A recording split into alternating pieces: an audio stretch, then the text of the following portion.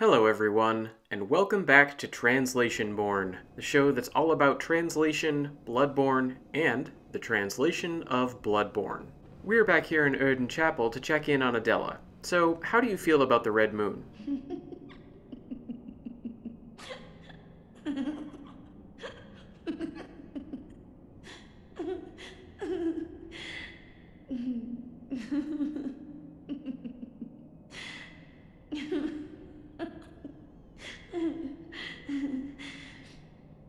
You'd be surprised how often I get that. And as usual, there's not a lot to add here in terms of the translation, which is why I haven't bothered with a bunch of oof-oof-oof-oos or anything as a literal translation for the crazed laughter.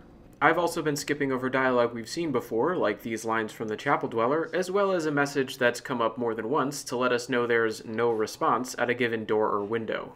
Anyway, we're almost done making the rounds of Yharnam to check in on civilian NPCs, so I'm going to get back to that. But in the meantime, why don't we take another look at an item description? Maybe, I don't know, something Master Willem was contemplating? I. One of the secret letters left by copyist Carol, student of Bergenworth. It is the phonetic representation of the voice of the abandoned higher rank one. Given the meaning of I, it brings about further discoveries. I is also a symbol of the pursuit which schoolhead Willem followed. He despaired at the current state of human thought, and sought to become a higher dimensional thinker. He wanted an eye of thought inside his own head, in his brain. Alright, there are a few things here that I think it's worth dwelling on, not least of which is a phrase you may recall from the previous episode. That would be the Japanese expression, misterareta joisha, which, because of the way the Japanese language handles plurals, could either be a reference to a specific Great One, or an expression relating to abandoned Great Ones in general. It's actually an expression we've seen officially translated both ways, in reference to a specific Great One on the Augur of Ebrietas, and as a general term on the Pearl Slug. Here, as with the Pearl Slug, the safe option is arguably to do exactly what the translation team has done and leave this unspecified. After all, it's never made clear exactly what this talk of abandoned or left behind Great Ones means. Is there just the one who was left behind, or were there several? Also, left behind where, when, and by whom exactly? Since all these things are unclear, then depending on how this phrase is translated, the result is either going to be an obvious inaccuracy, saying there's only one abandoned Great One, when in fact there are many, or a misleading phrase, talking about multiple abandoned Great Ones when there's really just one. Even having the entire game released, since as far as I know it's still arguable which beings even count as true Great Ones, let alone what this abandonment might mean, I would say the safe option is still to understand this phrase as a general reference to left behind Great Ones. Like with the Pearl Slug though, I do think it's interesting to think about the implications of this phrase referring to one specific Great One, this Ebrietas mentioned in the Augur of Ebrietas. It would mean that Carol specifically heard and transcribed the speech of Ebrietas, since the first line of this description makes it perfectly clear that this is one of the Carol runes that Carol personally left behind. Might that imply that Carol directly interacted with Ebrietas? Or that Master Willem, who had the rune in his mind and was the lead scholar of Bergenworth, might have done so as well? Unfortunately, it's still hard to say for sure, since a direct and knowing audience with a Great One may not be required for memorizing a rune. But again, it's interesting to think about. And we've not seen the last of this phrase referencing the abandoned Great One or Great Ones, so this is a point we'll be able to revisit with even more information later. In the meantime, though, I'd like to turn to a related set of linguistic points regarding what this rune is said to symbolize. In fact, the first of these points is that it is the rune, and not just eyes in general, whose metaphorical significance is being described in the first sentence of the final set of lines. You can see this in the Japanese because the character used for eye in this line not only involves using the same kanji as is used for the rune, it's also surrounded by the Japanese equivalent of quotation marks, just like in the line above that clearly describes the effect of the rune. If even that weren't enough, note that the initial phrase in the Japanese line is hitomi wa mata, which uses the topic marker wa after the symbol for I in quotes, and then employs the word mata to indicate that more information concerning an existing topic is about to be disclosed. This is why my more literal version has this as I is also a symbol. As a result, there's very little doubt in my mind that it's the Eye Rune that's being referenced here. And while I can understand not wanting to use quotation marks around I for stylistic reasons, I'm surprised the official translation uses the plural form eyes. It makes it sound like eyes in general symbolize the truth that Master Willem sought, when in fact I think the line could be better understood as saying that the Eye Rune symbolizes Master Willem's search for truth. Which brings me to my second point, involving a less overt aspect of the Japanese. You may have noticed that in my literal translation, I said it was the symbol of the pursuit Master Willem followed, while the official version describes it as representing the truth he sought. And the difference here comes down to an aspect of the Japanese that's difficult to convey naturally in English. The grammar itself is simple enough, involving a short sentence modifying a noun. To start with that sentence, Master Willem is identified via the subject marker ga as the subject of the verb oi motomeru. Actually, this is two verbs in one, both with meanings related to questing after something. The main verb o means to chase or to pursue, and the auxiliary verb motomeru in this instance likely means to seek or to look for. Taken together, we get the idea that Master Willem was seeking around in search of something, though likely on a metaphorical level. That brings us to the noun this sentence is modifying, which is tankyu. This term is generally translated as research or investigation, and my Daijisen Japanese dictionary defines it as the act of attempting to determine the significance or true nature of a thing. In other words, the Eye Rune is said to symbolize the inquiry into the truth of things that Master Willem pursued. From this, I think you can see how the official translation arrives at the phrasing that this represents the truth that Master Willem sought. And I would say this works reasonably well as a natural way to convey this idea, but I also think there's a nuance here that doesn't quite come through. Because remember, it's not just the truth that this rune symbolizes, but the search for truth.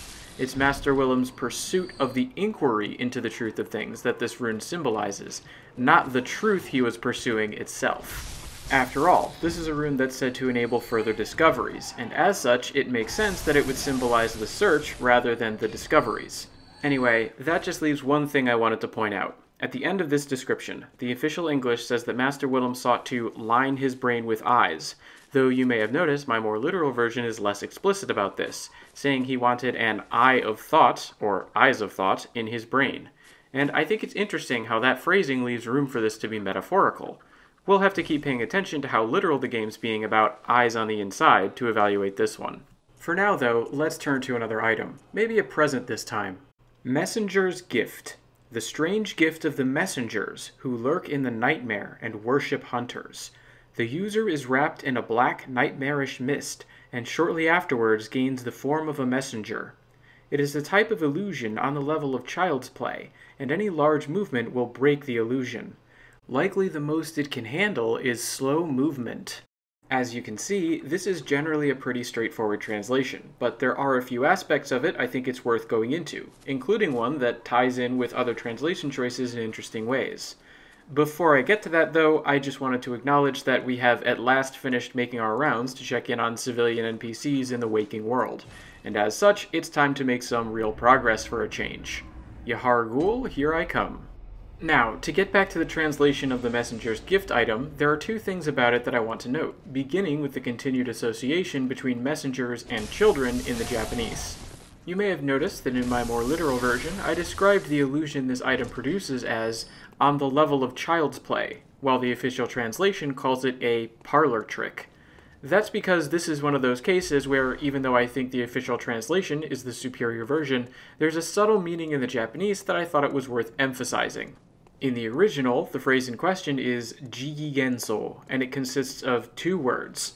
The second of these, genso, is generally translated as fantasy or illusion, and my Daijisen Japanese dictionary defines it as a vision in one's heart about something that isn't real. Meanwhile, the first term here is jigi, which is quite literally child's play. The first kanji is used to describe young children, while the second refers to the act of playing around or having fun. And the dictionary definition of the complete term is fully in line with this, a child's playing or something that is childish. Putting things together then, the full phrase jigigenso describes a fantasy or vision of unreality that is characterized by childishness. So to convey the idea that this is an illusion often used to astound others but with little real substance behind it, I think the phrase parlor trick does the job nicely. It sounds natural, it's concise, and it conveys the relevant meanings quite clearly. The only thing it's missing is the reference to childhood, which is pretty minor. However, since the vast majority of items associated with the messengers also contain some reference to children, and in the Japanese this typically involves the same term, jigi, I thought it was worth mentioning that this item continues that trend. But there's another trend that this item both perpetuates and alters to some extent. Which brings me to the second point I wanted to make about this item description. Up until now, many of the items we've found that have been associated with the messengers have made reference to them as inhabitants of the stump. Perhaps to indicate that to properly dress up the messengers found throughout the game, you need to interact with a stump in the hunter's dream. But this particular description literally defines messengers as inhabitants of the nightmare or nightmares.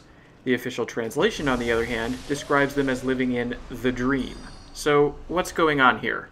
Well, it has to do with the fact that the hunter's dream is referred to both as a dream and as a nightmare in the Japanese, which in turn ties in with a number of different translation choices, and the fact that nightmare is actually a somewhat nebulous term despite its importance. To get a sense for this, let's look at some of the different ways the hunter's dream has been referenced so far. First of all, it's important to note that in terms of the location's name, the Japanese lines up perfectly well with the English. When a player character first arrives in the area, there's a bit of text that shows up in the lower right corner of the screen that identifies the place as Karyudo no Yume, or the Hunter's Dream. There are also several points in the game where the place is referenced specifically using the term Yume, or dream, including in the item description of a third umbilical cord, and there are characters we've heard reference the place in dialogue who use that term as well. This includes the doll, Gehrman, and even, in an oblique way, Dura. But it's also frequently called a nightmare, something I'll get into after a brief look at this note. Stop the menses ritual, otherwise eventually everyone will become a beast. Now, there are some nice touches here, like taking the command form of tomero, or stop, and instead making the English an imperative with the menses ritual must be stopped, which I think sounds better in writing than an arguably more literal stop the menses ritual. But again, right now I'd like to focus on the context of nightmares and the references to the hunter's dream, because the Japanese text seems to refer to the hunter's dream as a nightmare more frequently than the official English does. For instance, once our character gains access to the workshop in the dream, which may be just after we see the place explicitly identified as the hunter's dream, we can find a note that in the Japanese speaks of escaping the Karyudo no Akumu, or the hunter's nightmare. In other words, a more literal version of this note speaks not of escaping this dreadful hunter's dream, but this accursed hunter's nightmare. So right from the start, the Japanese includes two clear but seemingly contradictory references to the location where we awaken upon using a lamp. It is at once the hunter's dream and the hunter's nightmare, and this pattern continues in the dialogue as well.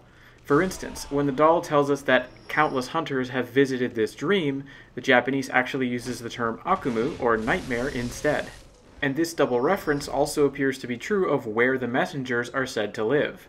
In one of the doll's early dialogues, she speaks of the messengers, or little ones, literally as residents of this dream, kono yume no junin. However, as we've seen in the Japanese for both the messenger's gift item and the notebook that we get right at the start of the game, messengers are also said to lurk or dwell in the nightmare, using the phrase akumu ni hisomi.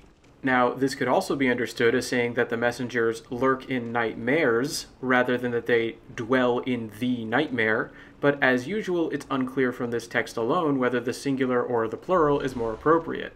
It also brings us to the point about how vague the term akumu, or nightmare, can be in Bloodborne. One of the first times it's used, for instance, is on the Hunter's Mark, which speaks rather innocuously of awakening as if it were all just a bad dream. As we've seen, it can also be used as another term for the Hunter's Dream, but it's also tied to other locations, such as the Nightmare Frontier, as well as less clearly defined spaces, as we saw in the description for the lecture theater key, which says the two-story lecture building is now adrift in the nightmare. So, given that the term akumu, or nightmare, is so vague, while the hunter's dream is the official name for a location, it makes some sense to me that in certain instances where the term nightmare is used to refer to the hunter's dream, using the location name would be the clearer choice. This is perhaps most clearly demonstrated by supposing the word nightmare were used on the note in the hunter's dream. If players are told by the system text that they're in the hunter's dream, and then read in a message that this is the hunter's nightmare, it's going to be confusing, especially considering the name of another location we've yet to visit. By this logic, I can see why the messengers would be described as inhabitants of the dream on the messenger's gift description. Still, having said all that, I do think there's room for another interpretation, where messengers dwell in nightmares, one of which is the hunter's dream.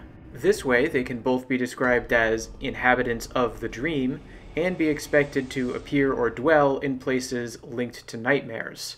But we'll have to wait and explore that further another time. Until then, let me know if you have any feedback for me, and thanks for watching, everyone.